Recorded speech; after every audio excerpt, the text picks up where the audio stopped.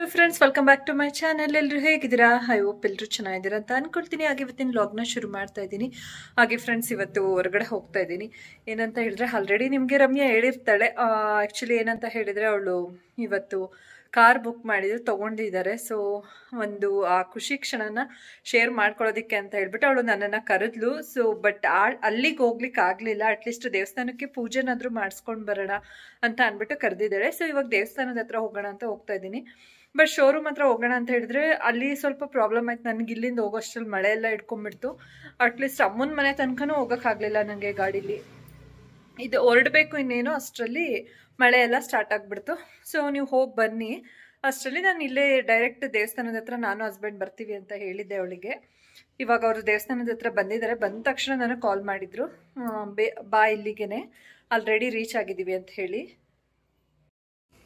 ಹಾಗೆ ಫ್ರೆಂಡ್ಸ್ ನೋಡ್ತಾ ಇರ್ಬೋದು ವೆದರ್ ಹೆಂಗಿದೆ ಅಂತ. ಮಳೆ ಅಂತೂ ಉಯ್ದು ಆಗಲೇ ಸ್ಟಾಪ್ ಆಗಿದೆ, ಬಂದು ಹೋಗಿದೆ. ರೋಡೆಲ್ಲ ತೇವ ಆಗಿ ಒದ್ದೆ ಥರ ಕಾಣಿಸ್ತಾ ಇದೆ. ನಾವು ಹೋಗೋಷ್ಟರಲ್ಲಿ ಆಲ್ರೆಡಿ ರಮ್ಯಾ ಅವ್ರು ಬಂದಿದ್ದರು. ಆರ್ಯನ್ ನೋಡ್ತಾ ಇದ್ದ. ನಾನು ಹೋಗಿದ ತಕ್ಷಣ ವಿಡಿಯೋ ಮಾಡ್ಕೊಳ್ಳೋದಕ್ಕೆ ಶುರು ಮಾಡಿದೆ.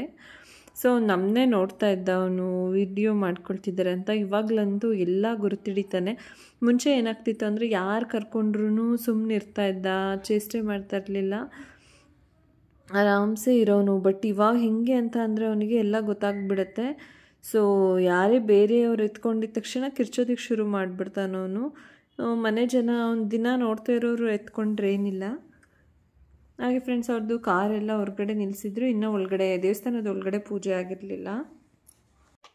ಹಾಯ್ ಫ್ರೆಂಡ್ಸ್, ಈ ಒಂದು ಡಿಸೈನ್ ಆಫ್ ಯೂಸಿಲ್ ಪಾಸ್ತಾನ ನಾನು ಅಮೆಝಾನಿಂದ ಬೈ ಮಾಡಿದ್ದೀನಿ. ಇದನ್ನು 100% ನ್ಯಾಚುರಲ್ ಹಾಗೆ 100% ಡ್ಯೂರಮ್ ವೀಟಿಂದ ಮಾಡಿರೋದು. ನೋ ಮೈದಾ, ನೋ ಕಲರ್, ನೋ ಕೊಲೆಸ್ಟ್ರಾಲ್ ಹಾಗೆ ನೋ ಟ್ರಾನ್ಸ್ ಫ್ಯಾಟ್. ಹಾಗೆ ತುಂಬಾ ಹೆಲ್ದಿ. ಮಕ್ಕಳಿಗೆ ನಾವು ಆರಾಮ್ಸೆ ಮಾಡ್ಕೊಡ್ಬೋದು. ಸೊ ಹಾಗೆ ನಾನು ಈ ಒಂದು ಪಾಸ್ತಾನ ಯೂಸ್ ಮಾಡಿ ಇವತ್ತು ಒಂದು ಪಾಸ್ತಾ ರೆಸಿಪಿನ ಟ್ರೈ ಮಾಡ್ತಾ ಇದ್ದೀನಿ. ಹಾಗೆ ಫ್ರೆಂಡ್ಸ್ ಈ ಒಂದು ಪಾಸ್ತಾನ ಯೂಸ್ ಮಾಡಿಕೊಂಡು ಜೊತೆಗೆ ನಾನು ಇವತ್ತು ಅಗ್ಯಾರೋ ರೀಗಲ್ ಎಲೆಕ್ಟ್ರಿಕ್ ರೈಸ್ ಕುಕ್ಕರ್ನ ಯೂಸ್ ಮಾಡಿಕೊಂಡು ಈ ಪಾಸ್ತಾದಿಂದ ಈ ಒಂದು ಸ್ವೀಟ್ನ ಮಾಡ್ತಾಯಿದ್ದೀನಿ. ಸೊ ಇದು ಬಂದು ತುಂಬಾ ಚೆನ್ನಾಗಿರುತ್ತೆ. ಸೊ ನೋಡ್ತಾ ಇರ್ಬೋದು ಫ್ರೆಂಡ್ಸ್ ಹೇಗೆ ಮಾಡೋದು ಅಂತ ಹೇಳಿಬಿಟ್ಟು. ಮೊದಲಿಗೆ ಪಾಸ್ತಾನ ಫ್ರೈ ಮಾಡಿಕೊಂಡು ಅದನ್ನು ಮಿಕ್ಸಿಯಲ್ಲಿ ಪೌಡ್ರ್ ಮಾಡ್ಕೊಂಡಿದ್ದೀನಿ. ಹಾಗೆ ಅಗ್ಯಾರೋ ರೀಗಲ್ ಎಲೆಕ್ಟ್ರಿಕ್ ರೈಸ್ ಕುಕ್ಕರ್ನ ಯೂಸ್ ಮಾಡಿ ಈ ಒಂದು ಸ್ವೀಟ್ನ ನಾನು ಪಾಸ್ತಾ ಸ್ವೀಟ್ನ ಮಾಡ್ತಾಯಿದ್ದೀನಿ. ಹಾಗೆ ಫ್ರೆಂಡ್ಸ್ ಅಗ್ಯಾರೋ ಎಲೆಕ್ಟ್ರಿಕ್ ರೈಸ್ ಕುಕ್ಕರ್ ಸ್ವಲ್ಪ ಬಿಸಿ ಆದಮೇಲೆ ಅದಕ್ಕೆ ಒಂದು 2 ಟೇಬಲ್ ಸ್ಪೂನಷ್ಟು ತುಪ್ಪ ಹಾಕ್ಕೊಳ್ಬೇಕು.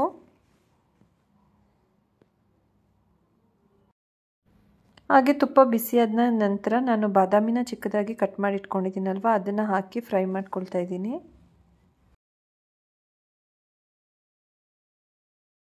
ಫ್ರೈ ಮಾಡ್ತಾ ಇರೋದ್ರೊಳಕ್ಕೆ ನಾನು ಪಾಸ್ತಾನ ಪುಡಿ ಮಾಡ್ಕೊಂಡಿರ್ತೀನಲ್ವ ಮಿಕ್ಸಿ ಜಾರಲ್ಲಿ, ಅದನ್ನು ಕೂಡ ಸೇರಿಸಿ ಚೆನ್ನಾಗಿ ಮಿಕ್ಸ್ ಮಾಡ್ಕೊಳ್ತೀನಿ. ಚೆನ್ನಾಗಿ ಇನ್ನೊಂದು ಸಲ ತುಪ್ಪದ ಜೊತೆ ಹಾಗೆ ಆ ಡ್ರೈ ಫ್ರೂಟ್ಸ್ ಜೊತೆ ಚೆನ್ನಾಗಿ ಫ್ರೈ ಮಾಡ್ಕೊಳ್ಬೇಕು ಅದನ್ನು, ಆ ಉಂಡೆನ. ಆನಂತರ ಅದಕ್ಕೆ 1 ಗ್ಲಾಸಷ್ಟು ಹಾಲು ಹಾಕಿಬಿಟ್ಟು ಈ ರೀತಿ ಚೆನ್ನಾಗಿ ಕೈ ಆಡಿಸ್ತಾ ಇರಬೇಕು. ಕಾಯಿಸಿ ಆರಿಸಿರೋ ಹಾಲು. ಸೊ ತುಂಬಾ ಚೆನ್ನಾಗಿ ಬರುತ್ತೆ ನಿಮಗೆ. ಇಲ್ಲ ಒಂಥರ ಲಡ್ಡು ಥರ ಬರುತ್ತೆ, ಸಜ್ಜಿಗೆದು ಲಡ್ಡು ಬರುತ್ತಲ್ವ, ಆ ರೀತಿ ತುಂಬಾ ಚೆನ್ನಾಗಿ ಬರುತ್ತೆ. ಹಾಗೆ ತುಂಬಾ ಸಿಂಪಲ್ ಕೂಡ. ಹಾಗೆ ಇದನ್ನು ಒಂದು ಸ್ವಲ್ಪನೂ ಗಂಟಿಲ್ದನೇ ಇರೋ ಹಾಗೆ ಚೆನ್ನಾಗಿ ಪುಡಿಯಾಗಿ ಮಿಕ್ಸ್ ಮಾಡ್ಕೊಳ್ತಾ ತಿರುಗ್ತಾ ಹೋಗಬೇಕು. ಇನ್ನು ಸ್ವಲ್ಪ ಹಾಲು ಹಾಕ್ಕೊಂಡು, ಆಗ ನಿಮಗೆ ಸ್ವಲ್ಪ ಹಿಟ್ಟಿನ ಅದಕ್ಕೆ ಬರುತ್ತೆ. ಹಾಗೆ ಇದಕ್ಕೆ ಇನ್ನು ಸ್ವಲ್ಪ ಹಾಲು ಹಾಕ್ಬಿಟ್ಟು ಚೆನ್ನಾಗಿ ಈಗ ಇದನ್ನು ತಿರುಗಿಕೊಳ್ಬೇಕು. ಸ್ವಲ್ಪನೂ ಗಂಟಿರಬಾರ್ದು. ಹಾಗೆ ನೀಟಾಗಿ ಬರುತ್ತೆ, ನಮಗೆ ತಳ ಬಿಡುತ್ತೆ, ಆ ರೀತಿ ನೀಟಾಗಿ ಬರುತ್ತೆ. ಕೈ ಆಡಿಸ್ತಾ ಇರಬೇಕು ಅಲ್ಲಿವರೆಗೂ. ನಾವು ಯಾವಾಗಲೂ ಪಾಸ್ತಾದಲ್ಲಿ 1-2-3 ಐಟಮ್ ಟ್ರೈ ಮಾಡಿರ್ತೀವಿ. ಬಟ್ ಇದರಲ್ಲಿ ತುಂಬಾ ಡಿಫ್ರೆಂಟಾಗಿ ಈ ಥರ ಸ್ವೀಟ್ ಐಟಮ್ಸ್ ಕೂಡ ನಾವು ಮಾಡ್ಕೊಳ್ಬೋದು ಈಸಿಯಾಗಿ. ಇವಾಗ ಇನ್ನು ಸ್ವಲ್ಪ ಹಾಲು ಅಂದರೆ ನಾನು 1 ಗ್ಲಾಸ್ ಹಾಲನ್ನು 3 ಬಾರಿ ಸ್ವಲ್ಪ ಹಾಕಿ ಕನ್ಸಿಸ್ಟೆನ್ಸಿ ನೋಡ್ಕೊಂಡು ತಿರುಗಿಕೊಂಡಿದ್ದೀನಿ. ಸೊ ಫೈನಲಿ ಆಗಿದೆ. ಹಾಗೆ ನಾವು ಅದನ್ನು ಹಿಟ್ಟನ್ನು ಹಾಕ್ತೀವಲ್ವ ಪುಡಿ ಆಗಿರೋದು, ಅದು ಹಾಕಿದಾಗ ಸ್ವಲ್ಪ ನಾವು ಅಲ್ಲೇ ಸಕ್ಕರೆ ನಮಗೆ ಸ್ವೀಟ್ ಕನ್ಸಿಸ್ಟೆನ್ಸಿ ನೋಡ್ಕೊಂಡು ಆವಾಗಲೇ ಸಕ್ಕರೆ ಕೂಡ ಹಾಕ್ಕೊಂಡು ಚೆನ್ನಾಗಿ ಮಿಕ್ಸ್ ಮಾಡ್ಕೊಳ್ಬೇಕು. ನೋಡ್ತಾ ಇರ್ಬೋದು ಅಲ್ವಾ, ಇವಾಗ ನೀಟಾಗಿ ತಳ ಬಿಟ್ಟು ಬರ್ತಾ ಇದೆ. ಇದನ್ನು ನಾವು ಒಂದು ಪ್ಲೇಟಲ್ಲಿ ಹಾಕ್ಕೊಂಡು ನೀಟಾಗಿ ಉಂಡೆಗಳಾಗಿ ಮಾಡ್ಕೊಳ್ಬೇಕು. So finally pasta laddu ready ಆಯಿತು ಫ್ರೆಂಡ್ಸ್. ಹಾಗೆ ದೇವಸ್ಥಾನದ ಒಳಗಡೆ ಹೋಗೋಣ ಅಂತ ಅಂದ್ಬಿಟ್ಟು ಹೋಗ್ತಾ ಇದ್ವಿ. ಈ ಒಂದು ದೇವಸ್ಥಾನ ಬಂದು ಸ್ವಲ್ಪ ಕನ್ಸ್ಟ್ರಕ್ಷನಲ್ಲಿತ್ತು, ಗೋಪುರ ಅದೆಲ್ಲ ಇತ್ತು ಸ್ವಲ್ಪ ದಿನದ ಹಿಂದೆ. ಸೊ ಅಂದರೆ ರೈಟ್ ಸೈಡ್ಗೆ ದೇವಸ್ಥಾನ ಏನಿದೆ ಫ್ರಂಟಿಂದ ಅದು ರೈಟ್ ಸೈಡ್ಗೆ ಎಂಟ್ರೆನ್ಸ್ ಇತ್ತು. ಅವಾಗೆಲ್ಲ ಸ್ವಲ್ಪ ಕನ್ಸ್ಟ್ರಕ್ಷನ್ ನಡೀತಾ ಇದರಿಂದ ತುಂಬ ಚೆನ್ನಾಗಿ ಮಾಡಿದ್ದಾರೆ. ಆ ಕಡೆ ಈ ಕಡೆ ಎಲ್ಲ ನೋಡ್ತಾ ಇರ್ಬೋದು. ವಾತಾವರಣನೇ ಒಂಥರ ಸೂಪರಾಗಿದೆ. ಮತ್ತು ಅದೆಲ್ಲ ಇನಾಗ್ಯುರೇಷನ್ ಮಾಡಿದ್ದಾರೆ, ಗೋಪುರ ಅದೆಲ್ಲ ತುಂಬಾ ಚೆನ್ನಾಗಿತ್ತು. ದೇವಸ್ಥಾನ ಮುಂಚೆ ಬಂದಾಗ ಈ ರೀತಿ ಎಲ್ಲ ಇರಲಿಲ್ಲ. ಸ್ವಲ್ಪ ಆಗ್ಲಿಗೂ ಈಗಲಿಗೂ ತುಂಬಾ ವ್ಯತ್ಯಾಸ ಇದೆ. ಸೊ ಫೈನಲಿ ದೇವಸ್ಥಾನ ರೀಚ್ ಆದ್ವಿ. ಹಾಗೆ ಬೆಣ್ಣೆ ಅಲಂಕಾರ ಕೂಡ ಚೆನ್ನಾಗಾಗಿತ್ತು. ಆರ್ಯನ್ ಕೂಡ ಒಳಗಡೆ ಕರ್ಕೊಂಡು ಬಂದಿದ್ದಾರೆ. ಅವ್ರ ದೊಡ್ಡಪ್ಪನ ಹತ್ರ ಇದ್ದಷ್ಟು ತನಕ ಇವಾಗ ಅವ್ರ ಮಾಮನ ಹತ್ರ ಹೋಗಿದ್ದಾನೆ. ಅವ್ರ ದೊಡ್ಡಪ್ಪನ ಹತ್ರ ಸ್ವಲ್ಪ ಅಂದರೆ ಡೈಲಿ ನೋಡ್ತಿರಲ್ವಲ್ಲ ಅವ್ರನ್ನ.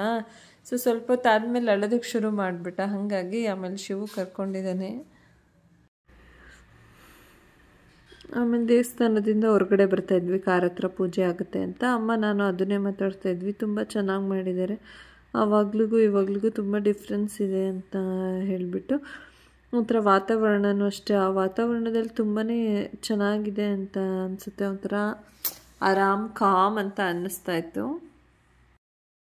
ಹಾಗೆ ಫ್ರೆಂಡ್ಸ್, ಒನ್ಸ್ ಅಗೇನ್ ಇವರು ಗಂಡ ಹೆಂಡತಿಗೆ ನಾವು ಕಂಗ್ರ್ಯಾಚುಲೇಷನ್ಸ್ ಹೇಳ್ತಾ ಹಾಗೆ ಕಾಲು ಎಳಿತಾ ಟ್ರೀಟ್ ಕೊಡಿಸ್ಬೇಕು ಅಂತ ಹೇಳ್ತಾ ವ್ಲಾಗ್ನ ಹಂಗೆ ಕಂಟಿನ್ಯೂ ಮಾಡ್ತಾ ಇದ್ದೀವಿ.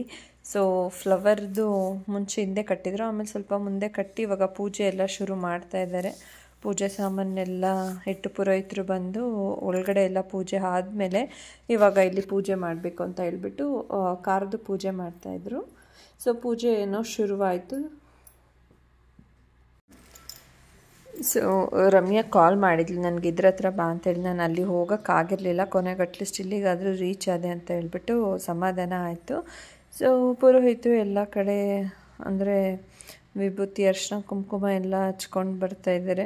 ನಾನು ಅದನ್ನೇ ರೇಗಿಸ್ತಾ ಇದ್ದೆ ರಮ್ಯನ್ಗೆ ಮತ್ತು ಅಥರ್ವನ್ಗೆ. ಅಥರ್ವ ಅಂತೂ ಇನೋವಾ ಕ್ರಿಸ್ಟಾ ಯಾವಾಗಲೂ ಮುಂದೆ ಅವ್ನು ಕೂತ್ಕೊಂಡಾಗೆ ಹೇಳ್ತಾರೆ. ಅವನು ಏನಾದರೂ ರೋಡಲ್ಲಿ ಹೋದರೆ ಏನಾದರೂ ನೋಡಿದ ತಕ್ಷಣ ಆ ಗಾಡಿನ ಅಷ್ಟೊಂದು ಇಷ್ಟ ಅವನಿಗೆ. ಅವ್ರ ಅಪ್ಪ ನೋಡಿದಾಗಲೆಲ್ಲ ಅವ್ನಿಗೆ ತೋರಿಸೋರು. ಸೊ ಅವ್ನು ಹೇಳ್ತಾವೆ ಕೃಷ್ಣ ಅಂತ ಹೇಳ್ತಾವ್ರು. ಅವನು ಅದಕ್ಕೆ ಮುಂದೆ ಕೂತ್ಕೊಂಡು ಕೃಷ್ಣ ಅಂದ್ಕೊಂಡು ತೊಗೊಬಿಟ್ಟಲ್ಲ ಅಥರ್ವ ನೀನು ಅಂತ ಅಂದ್ಬಿಟ್ಟು ತಮಾಷೆ ಮಾಡ್ತಾಯಿದ್ರು.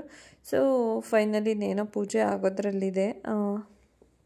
ಬಂಟು ಅಂತೂ ಅವ್ನು ಎತ್ಕೊಂಡಂಗೆ ಇರಬೇಕು, ಚೆನ್ನಾಗಿ ಆ ಮೈನೋವೆಲ್ಲ ಕೊಡ್ತಾನೆ. ಇವಾಗ ಕೆಳಗಡೆ ಅಂತೂ ನಿಲ್ಲೋದಿಲ್ಲ, ಅಷ್ಟು ತರಲೆ ಆಗಿಬಿಟ್ಟಿದ್ದಾನೆ. ಮುಂಚೆಗಿನ್ನ ಅವರಪ್ಪ ಅಜ್ಜಿ ಅವನ್ನ ಹಿಡ್ಕೊಂಡಂಗೆ ಇದ್ದರು. ಸೊ ಫೈನಲಿ ಕಾರ್ ಪೂಜೆ ಇನ್ನೇನೋ ಆಯ್ತಾ ಬರ್ತು. ಹಾಗಾಗಿ ಅವರು ಅಷ್ಟರಲ್ಲಿ ಅದೇ ಕಾಯಿಗೆ ಇಳಿ ತೆಗೆದು ಇಡ್ಗಾಯಿ ಹೊಡಿತಾ ಇದ್ದಾರೆ. ಸೊ ಇಡ್ಗಾಯಿ ಹೊಡೆದ್ರೆ ಗೊತ್ತಲ್ಲ ನಿಮಗೆ, ಇನ್ನೇನು ಆಲ್ಮೋಸ್ಟ್ ಪೂಜೆ ಎಲ್ಲ ಆದಾಗೆ. ಕೊನೆಗೆ ಎಲ್ಲರೂ ರಮ್ಯಾ ಮತ್ತು ನವೀನ್ ಅವ್ರಿಗೆ ಕಂಗ್ರ್ಯಾಚುಲೇಷನ್ಸ್ ಹೇಳ್ತಾ ಕೊನೆಗೆ ಕೇಕ್ ಕಟ್ ಮಾಡೋಣ ಅಂತ ಬಂದ್ವಿ ಸೈಡಿಗೆ. ಸೊ ಕೇಕ್ ಕಟ್ಟಿಂಗ್ ಕೂಡ ಆಗ್ತಾಯಿದೆ. ಕೇಕ್ ಕಟ್ಟಿಂಗ್ ಏನೋ ಆಯಿತು. ಸೊ ಕೇಕ್ ಕಟ್ ಮಾಡಿ ಅವ್ರಿಗೂ ಕಂಗ್ರ್ಯಾಚುಲೇಷನ್ಸ್ ಕೂಡ ಹೇಳಿ ನಾವು ಕೂಡ ಸ್ವಲ್ಪ ವಿಡಿಯೋ ಎಲ್ಲ ಮಾಡ್ಕೊಂಡಾಯಿತು. ಸೊ ಜೊತೆಗೆ ಇನ್ನೊಂದೇನೆಂದರೆ ಕೇಕ್ದು ಟೇಸ್ಟ್ ಕೂಡ ತುಂಬಾ ಚೆನ್ನಾಗಿತ್ತು. ಸೊ ರಮ್ಯಂಗೆ ಅದನ್ನೇ ಹೇಳ್ತಾಯಿದ್ದೆ, ತುಂಬ ಚೆನ್ನಾಗಿದೆ ಟೇಸ್ಟ್ ಕಣೆ ಕೇಕ್ ಅಂತ ಹೇಳಿಬಿಟ್ಟು. ಸೊ ಫೈನಲಿ ಕೇಕ್ ಎಲ್ಲ ಅವಳಿಗೆ ತಿನ್ನಿಸ್ಬಿಟ್ಟು ವಿಶ್ ಮಾಡಿದ್ದಾಯಿತು. ಅಮ್ಮ, ಶಿವು, ಹಸ್ಬೆಂಡ್, ನಾನು ಎಲ್ಲರೂ. ಅಥರ್ವಂಗೆ ಬೇರೆ ಕೆಮ್ಮಾಗಿತ್ತು. ಅವ್ನಿಗೆ ಗೊತ್ತಲ್ಲ ಕೇಕ್ ಅಂದರೆ ಮಕ್ಳಿಗೆ ಸಖತ್ ಇಷ್ಟ ಆಗುತ್ತೆ ಟೇಸ್ಟು. ಆ ಟೇಸ್ಟ್ ಇಷ್ಟ ಆಗಿಬಿಟ್ಟು ನಾನು ತಿನ್ನಬೇಕು ಮಮ್ಮಿ ತಿನ್ನಬೇಕು ಅಂತ, ಒಂದು ಸ್ವಲ್ಪ ತಿನ್ನಿಸು ಹೋಗಲಿ ಸಮಾಧಾನ ಆಗಲಿ ಅಂತ ಹೇಳ್ತಾ ಇದ್ದೆ ನಾನು. ಅವ್ರ ದೊಡ್ಡಪ್ಪ ತಿನ್ನಿಸ್ತಿದ್ದಾರೆ. ಆಮೇಲೆ ಅವ್ರ ದೊಡ್ಡಪ್ಪನಿಗೆ ಹೇಳ್ತಿದ್ದೆ, ನನಗೆ ತಿನ್ನಿಸ್ರಿ, ನಂಗೆ ತಿನ್ನಿಸಲ್ವಾ ನೀವು, ಬರೀ ಅವ್ರಿಗಷ್ಟೇ ಜನಕ್ಕೆ ತಿನ್ನಿಸ್ತಿದ್ದೀರಲ್ಲ ಅಂತ ನಾನು ಅವ್ರ ಕಾಲು ಎಳಿತಾ ಇದ್ದೆ.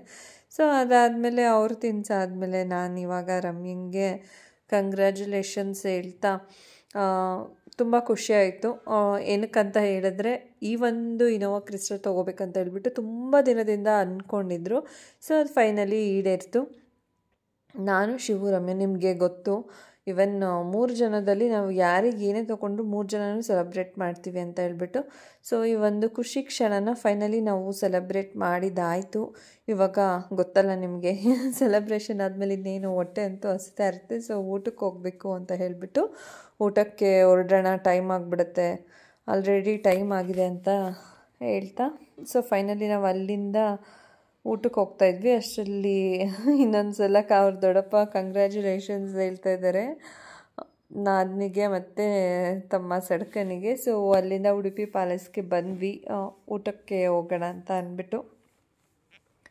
ನಾನು ಹೇಳ್ದಾಗೆ ಆಗಲೇ ಟೈಮ್ ಆಗಿತ್ತಲ್ವ, ಸೊ ಎಲ್ರಿಗೂ ಹೊಟ್ಟೆ ಹಸಿತಾಯಿತ್ತು. ನನಗಂತೂ ಬೇಗನೆ ಹೊಟ್ಟೆ ಹಸಿತಾಯಿತ್ತು. ನಾನು ಅದನ್ನೇ ಹೇಳ್ತಾಯಿದ್ದೆ, ಊಟ ಮಾಡಬೇಕಪ್ಪ, ಟೈಮ್ ಆಗಿದೆ ಆಲ್ರೆಡಿ ಅಂತ ಅಂದ್ಬಿಟ್ಟು. ಇಷ್ಟು ದಿನ ಎಲ್ಲರೂ ಆರಾಮ್ಸೆ ಕೂತ್ಕೊಂಡು ನಾವು ಊಟ ಮಾಡ್ತಾಯಿದ್ವಿ. ಇವಾಗ ಒಂದು ದೊಡ್ಡ ಟಾಸ್ಕ್ ಅಂತ ಹೇಳ್ಬೋದು, ಅದು ಆರ್ಯ. ಸೊ ಆರ್ಯ ಏನಂತ ಹೇಳಿದ್ರೆ, ಅಲ್ಲಿ ಏನು ಪಾತ್ರೆಗಳನ್ನು ಜೋಡಿಸಿದ್ದಾರೆ ಅವನು ಊಟ ಟೇಬಲ್ ಮೇಲೆ, ಅದಷ್ಟನ್ನು ಎಳಿಬೇಕು. ಅವ್ನಿಗೆ ಇವಾಗ ಏನು ನೋಡಿದ್ರೂ ತುಂಬ ಇಂಟ್ರೆಸ್ಟ್ ಬರುತ್ತೆ, ಏನಾದರೂ ಕೀಳಬೇಕು, ಎಳಿಬೇಕು ಅನ್ನೋ ಆಸಕ್ತಿ.